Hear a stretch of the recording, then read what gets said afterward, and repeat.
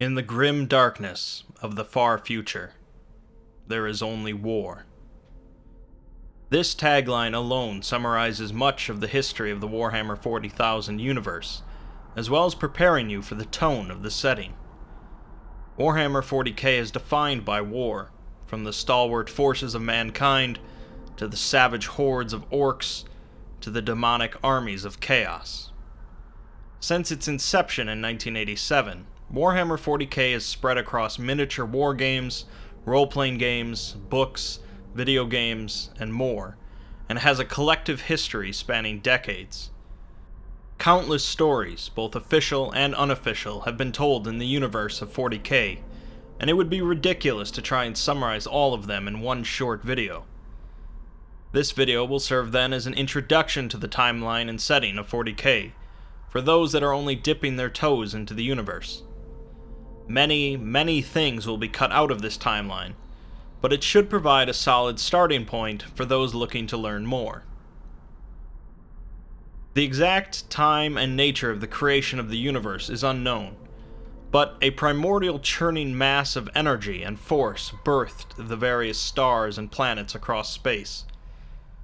During this cataclysmic time, when most of the planets were still forming and cooling, a race of vast entities made up of energy came into existence.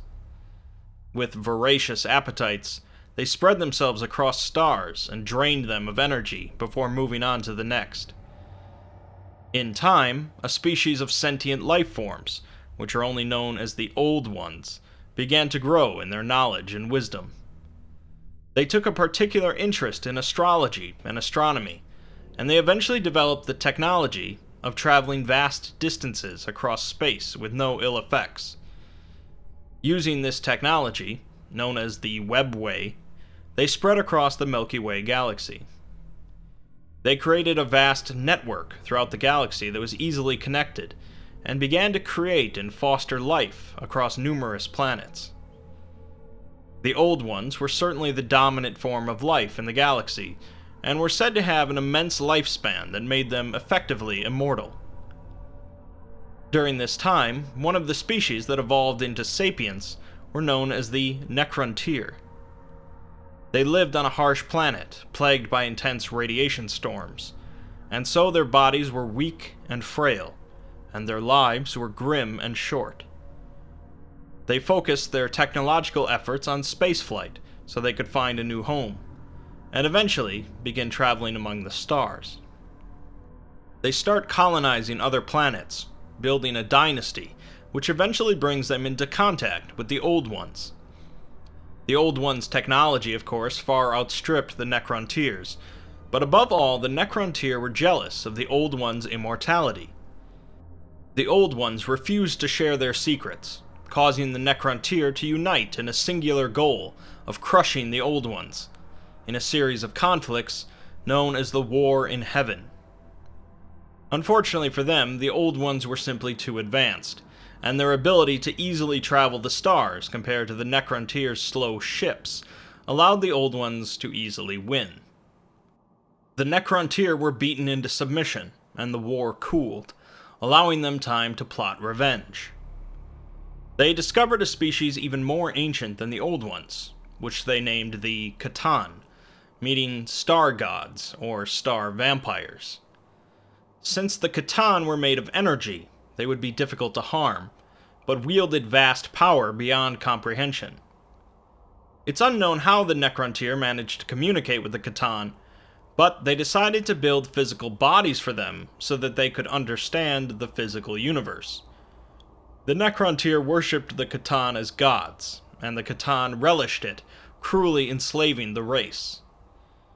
The Catan promised them immortality, but they had to transfer their consciousnesses into metal bodies. The Necrontyr did so, dulling their minds in the process, and became a new race known as the Necrons. The Catan hungered for souls to devour, and so they had tricked the Necrontyr into giving theirs up in the process of becoming the Necrons. They hungered for more, however, and so reignited the war against the Old Ones. They managed to tap into the Webway, and so swept across the galaxy, slaughtering millions upon millions. In time, the Old Ones were annihilated, and afterwards, the Necrons led a revolt against their gods, knowing that they had been deceived into giving up their souls.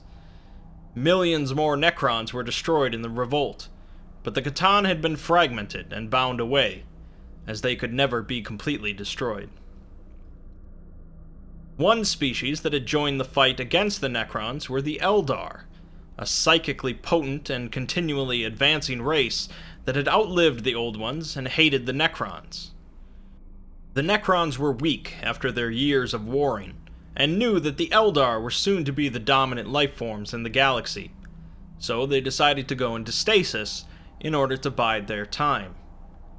True enough, the Eldar did begin to dominate the galaxy, using the Old One's webway to easily travel the stars, and they conquered many worlds and pushed any potential aggressors, such as the savage orcs, to the fringes of space.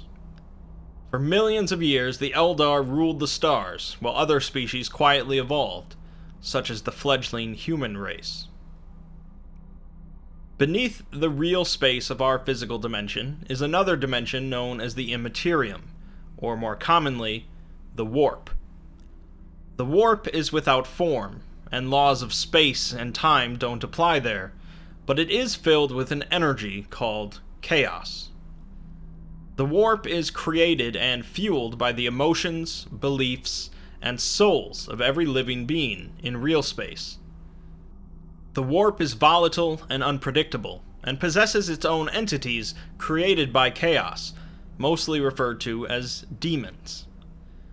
The greatest of these are called the Gods of Chaos, or the Ruinous Powers, and they command the forces of chaos to break through the barriers into real space in order to dominate both realms. There are a number of chaos gods, but most of the time we'll be concerned with the primary four: Khorne, the blood god; Tzeentch, the changer of the ways; Nurgle, the lord of decay; and Slaanesh, the prince of pleasure. Each god is single-minded, and was created from a single emotion or concept shared by enough living entities.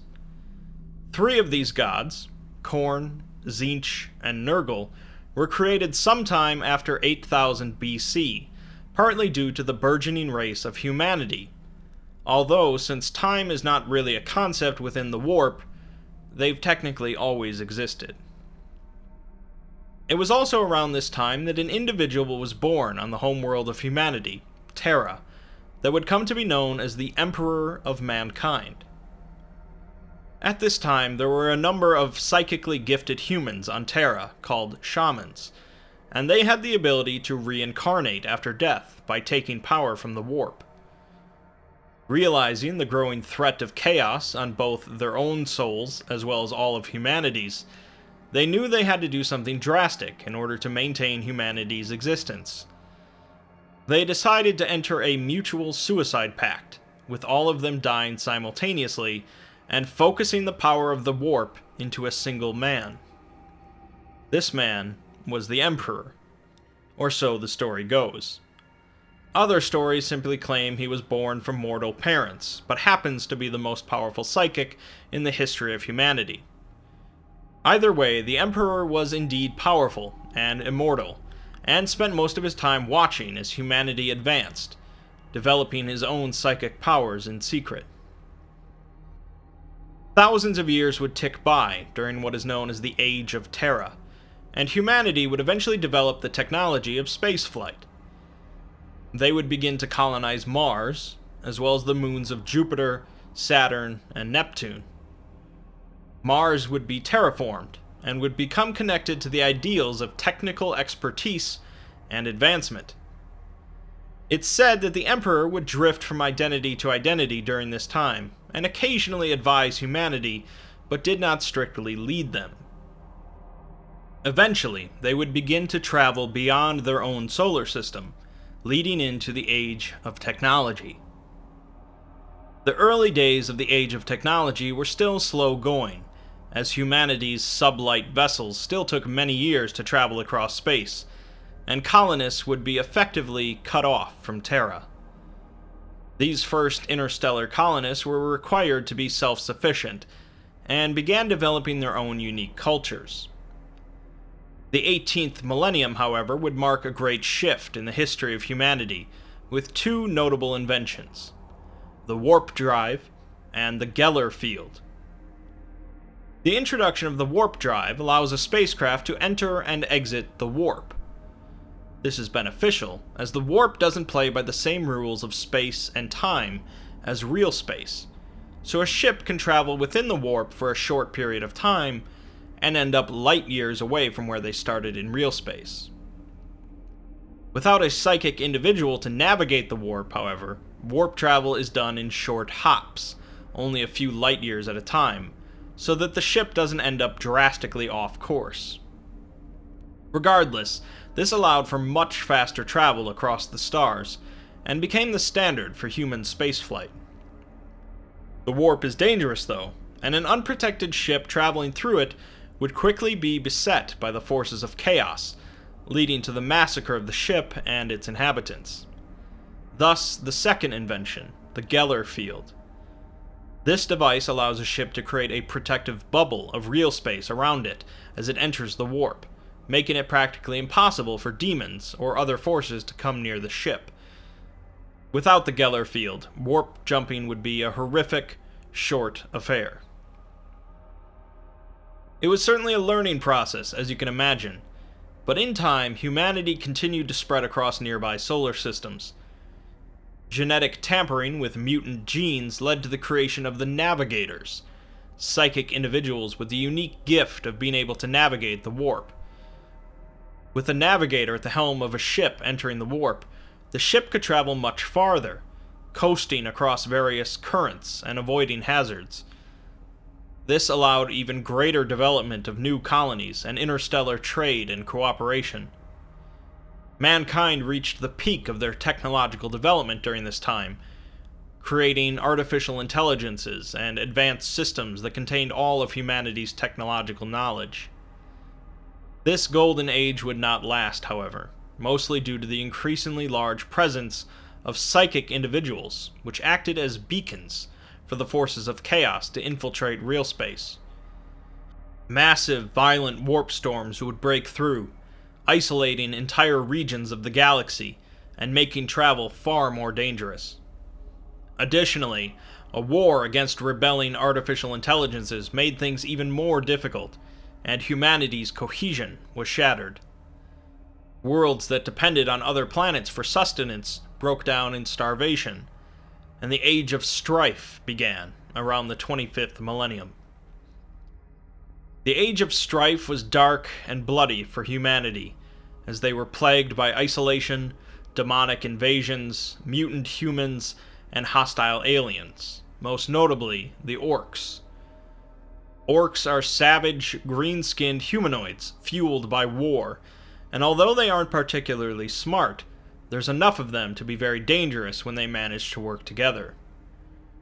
The orcs sensed humanity's weakness during the Age of Strife, and began conquering some of their worlds. We don't know a great deal of information about this time period, but we do know about Mars and Terra. I said earlier that Mars became connected to the ideals of technological expertise and advancement, and while that's true, it went quite a bit farther than that. The engineers and technicians of Mars developed a new religion over time, known as the Mechanicum, later called the Cult Mechanicus. They began worshipping a machine god, the Omnissiah, as the supreme deity, because they believed knowledge to be the manifestation of divinity in the universe, and the Omnissiah was the source of all knowledge. They began replacing much of their bodies with machined parts to become closer to their god, and developed countless rituals and rites that had to be performed while interacting with machines. The tech priests of the Mechanicum managed to unify Mars, and began to send out expeditions through the warp to colonize new Forge worlds in the image of Mars. Terra, on the other hand, was plunged into destruction and infighting, as the surviving remnants of the once great homeworld fought amongst each other to rule the scraps. Warlords and techno-barbarians constantly waged war across the planet, until the Emperor finally stepped in and began the process of unification. He gathered together those that agreed to join him and crushed any that opposed. During this process, he used the greatest genetic engineering techniques possible, as well as some say the powers of the warp, to create 20 superhumans, called the Primarchs. Each of the Primarchs contained some of the Emperor's DNA, and so they were considered his sons. The Primarchs were designed to be faster, stronger, larger, hardier, and more intelligent than any normal human. Unfortunately, after their creation, the forces of chaos managed to scatter the infant Primarchs across the galaxy. Still alive, but out of the Emperor's reach, the Emperor decided to use the Primarch's DNA to create many more superhumans. These superhumans would each be less than a Primarch, but far more capable in war than an average human, and would be used by the Emperor to unify the remnants of humanity. These individuals would be called Space Marines. There weren't many at first, but the Emperor used these first Space Marines to conquer Terra during the Wars of Unification, starting the Age of the Imperium.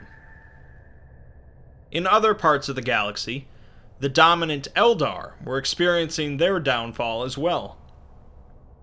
The Eldar Empire ruled much of the Milky Way and had built countless utopias. Physical labor was a thing of the past, and any military conflicts were handled by machines, leaving the Eldar with plenty of time to focus on their own desires. Hedonism began to run rampant, as their own pleasure became their only focus, and their pleasures went to increasingly darker places. Violence among Eldar began to skyrocket, with little regard for laws or morals, and a number of cults sprung up devoted to different aspects of arcane knowledge and pleasures. As a direct result of this mass descent into excess and pleasure, a new chaos god was spawned into existence, Slaanesh, the Lord of Dark Delights. The empire of the Eldar was shattered in an orgy of blood, fire, and ecstasy. The remaining Eldar found refuge in living ships called craft worlds that they used to roam the galaxy, now a shadow of their former glory. The Emperor hoped to reunite all of humanity under one banner after the Age of Strife had separated all of them across the galaxy. He signed a treaty with the Mechanicum of Mars. Despite detesting their devotion to religion, he knew that he would need their technical expertise. The Mechanicum was given political autonomy on Mars and any Forge worlds, as well as religious autonomy, as long as they supplied the newly found Imperium of mankind with weapons, starships, and technicians. A new sigil was created to signify the treaty, and the Emperor set out on his Great Crusade. The Great Crusade would be the greatest military effort ever conducted by mankind, taking over 200 years, and involving millions and millions of soldiers, both Space Marines and members of the Imperial Army. The Emperor restarted the many factories necessary to create starships and war machines, and he forged out into space with his fleets. He soon discovered one of his Primarchs, Horus, on a planet in a system near Terra. Horus and the Emperor would quickly develop a unique bond, but in time the Emperor would rediscover all of his lost sons. Each Primarch was placed in charge of a legion of Space Marines, and many new Space Marines were developed during this time. The Great Crusade found the Imperium of Man battling aliens, enemy humans, and the forces of chaos. Aliens and demons were promptly annihilated, while lost human worlds were either peacefully brought back into the fold or forced into compliance. Concepts of superstition and religion were snuffed out and replaced with the imperial truth, an ideology crafted by the Emperor that was defined by rationality and logic. A massive victory against orc hordes on the planet Ulanor largely thanks to Horus, marked the high point of the Great Crusade. At a great celebration after the victory, the Emperor announced that he would no longer lead the crusade and was heading back to Terra. In his stead, Horus would be given the newly created rank of War Master, placing him in charge of all of the Imperium's military might. This turn of events would lead to some of the most monumental series of events in the history of mankind, known as the Horus heresy. The build-up and events of the Horus heresy are greatly detailed, and would be tricky to summarize in a series of videos, let alone this one. Essentially, the gods of chaos stoked Horus's feelings of ambition and abandonment by the Emperor, leading him to turn against the Imperium of man. Horus wasn't the only one influenced by chaos, however, and combined with the corruption of the Warp and Horus's position of leadership, half of the Imperium turned against the other. The Civil War lasted for 9 years, resulting in trillions of dead humans, and finally ended with a confrontation between Horus and the Emperor on Terra. A duel of legends took place, ending with the Emperor utilizing his incomparable psychic ability to obliterate Horus, and effectively end the Civil War in a single strike. The effort of this brought the Emperor near death, however, and he was placed on a cybernetic life support device called the Golden Throne in order to keep him alive. Life changed for the Imperium of Man in the wake of the Horus heresy. The Space Marine legions were reworked to limit their size so that no single group could threaten the Imperium if they fell into chaos. The Imperial Army was divided into the Imperial Guard and the Imperial Navy, each with their own chain of command. The Council of Terra that had advised the Emperor became the High Lords of Terra, interpreting his will and ruling in his stead. The traitor legions of humans that had been corrupted were continually hunted down and pushed back, but the Imperium also had to deal with hordes of different alien species. Orcs in particular launched the greatest offensive in their history, which took great sacrifice from the Imperium and the Space Marines in order to stop. Perhaps the most notable change, however, was in the Imperium's view of their Emperor.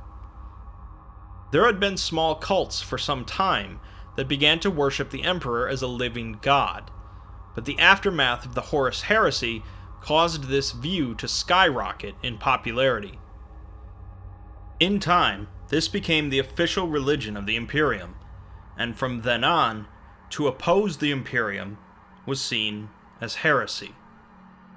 The Emperor himself decayed physically, but remained fully active mentally in the warp, acting as a guiding beacon to help ships navigate through warp space.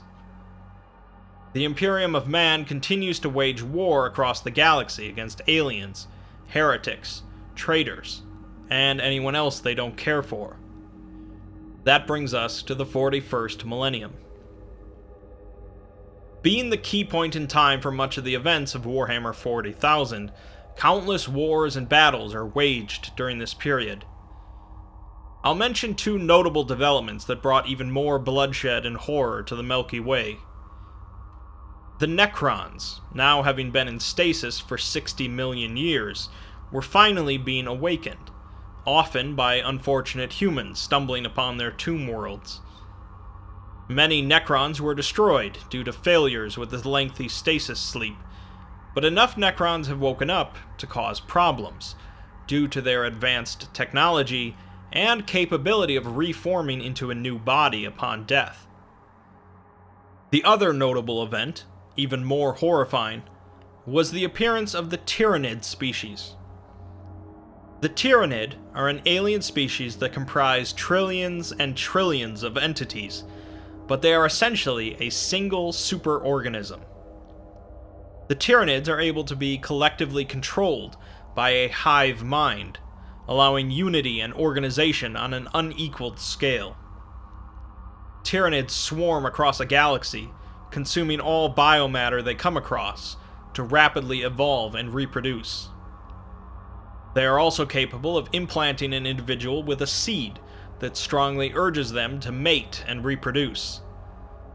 The Tyranid DNA will be carried onto the offspring, creating a hybrid, which will then continue to breed and spread the Tyranid DNA across a planet, often without anyone knowing.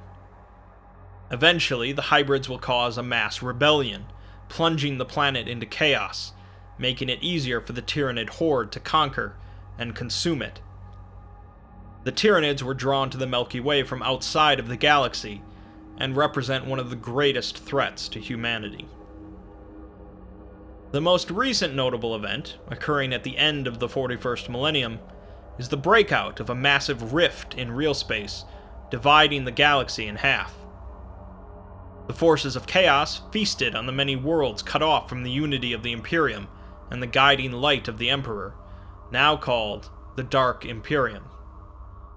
Between the Tyranids, the Necrons, the Orcs, the Eldar, the Heretics, the Traitors, and the Gods of Chaos, humanity's future looks pretty grim. For those deeply familiar with the history of Warhammer 40k, you might be upset with how much I left out. For those new to the franchise, you might be confused with how much there is. If this is your first exposure to 40k, you should be able to decide if the series interests you by now. If you're interested by the superhuman space marines, or the savage orcs, or the monstrous Tyranids, or the fascinating tech priests of the Adeptus Mechanicus, you should be ready to learn more about any of them. The universe of 40k is brutal, cold, over the top, and exciting, and this video really only scratches the surface.